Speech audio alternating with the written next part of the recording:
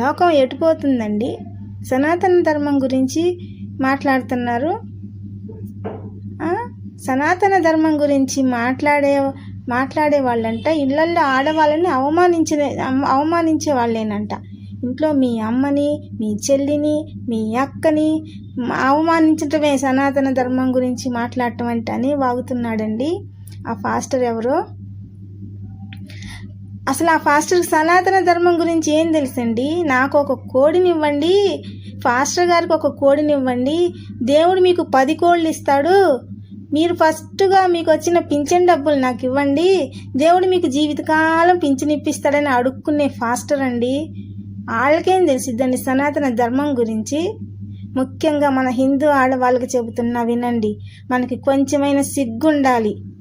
నుదుటిన బొట్టు పెట్టుకొని, చేతి నిండా గాజులు వేసుకొని, పట్టు చీర కట్టి మహాలక్ష్మిలాగా కలకలలాడిపోవాల్సిన మన ఆడవాళ్ళు బైబుళ్ళు పట్టుకొని చర్చిల చుట్టూ తిరుగుతూ ఉన్నారు.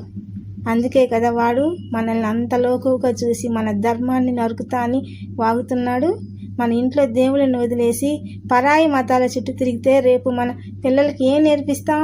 ఎవడో వచ్చి మన సంస్కృతిని తిడుతుంటే చూస్తూ కూర్చుందామా? మన సనాతన ధర్మం అంటే అది ఒక మతం కాదు, అది మన జీవన విధానం. ఆడదాన్ని గౌరవించే ధర్మం మాది. ఇప్పటికైనా కళ్ళు తెరవండి.